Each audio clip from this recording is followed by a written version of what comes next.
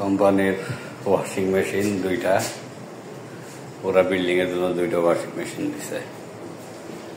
যাই হোক, আরো বেশি দেখছিলাম ওদের অন্য বিল্ডিং এ।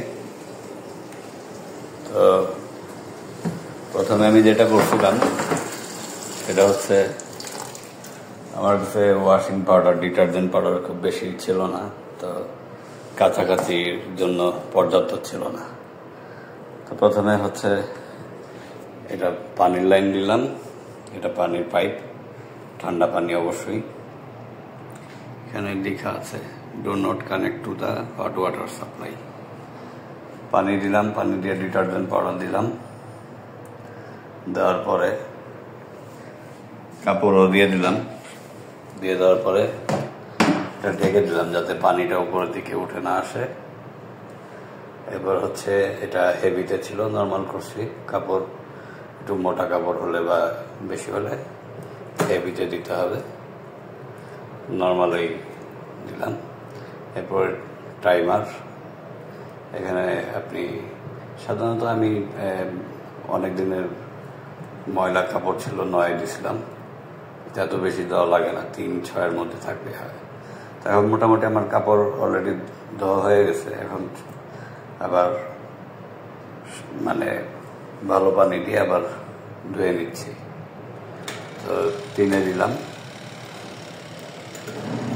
এটা ভেতরে হচ্ছে, এটা স্পিন হচ্ছে, ওয়াশ হচ্ছে, ভালো পানি দিয়ে একটু পানি বেশি করে এগিয়ে নিচ্ছি।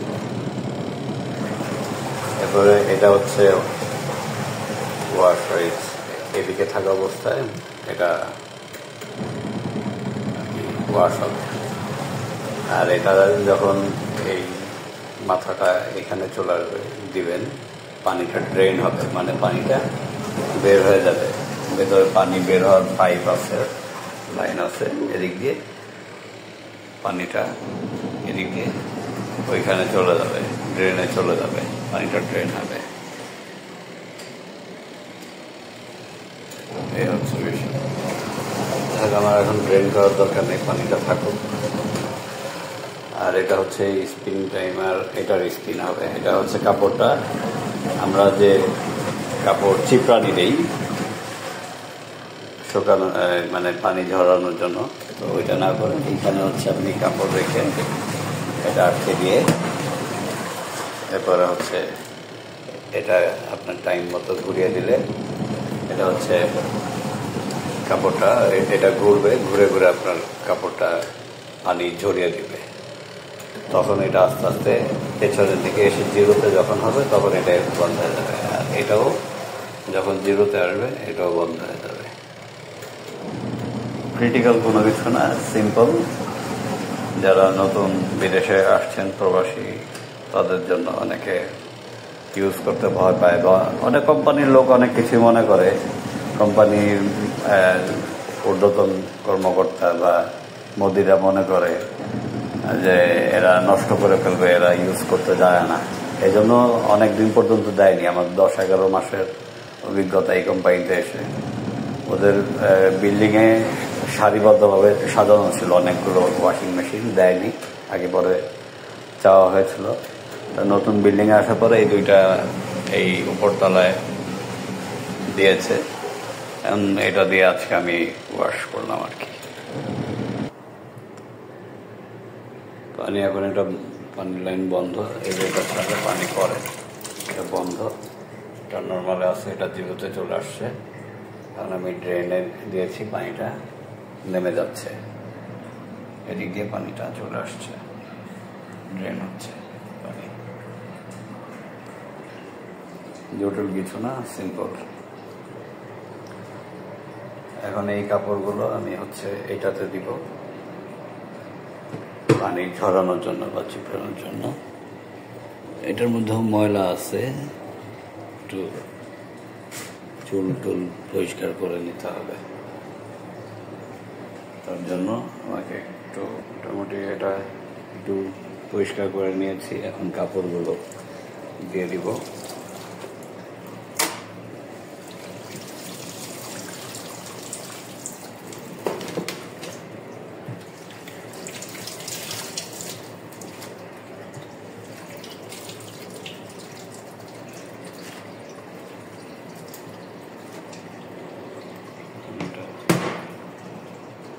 বন্ধ করে দিব,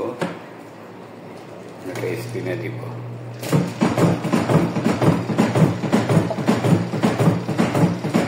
একটু ভাইব্রেশন হয়, এটা যখন জিরোতে চলে আসবে তখন ওইটা এমনি থেমে যাবে।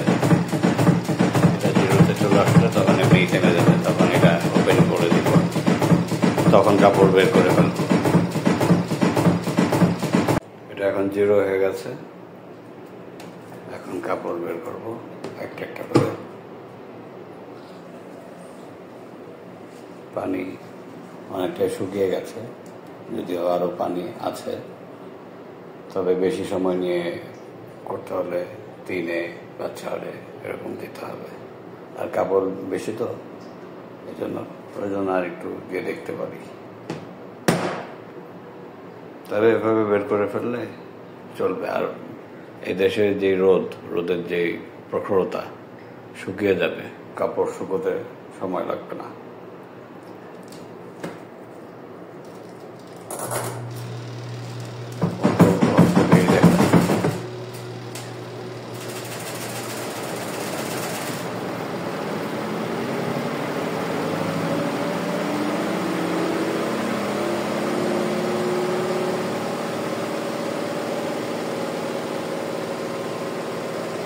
এটা আস্তে আস্তে জিরোর দিকে যাবে।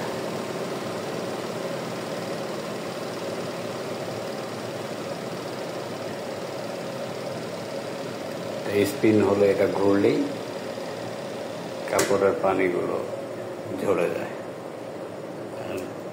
ড্রেনের দিকে যা আছে পানিটা এটার ভেতরে থাকে না, এটা ড্রেনেজ হয়ে যায়।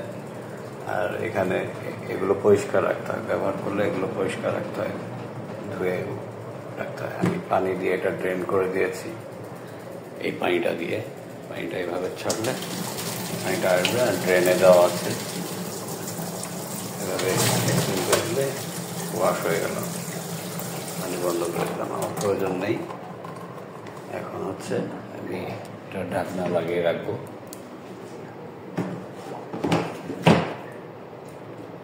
এটা সুইচ বন্ধ করে দেব, সুইচটা বন্ধ রাখতে হবে। এটা জিরোতে আছে, এখন ওপেন করবো। এই যে কাপড় এখন মোটামুটি পানি অনেকটা ঝরে গেছে, কাপড়গুলো এখন এখানে রাখবো।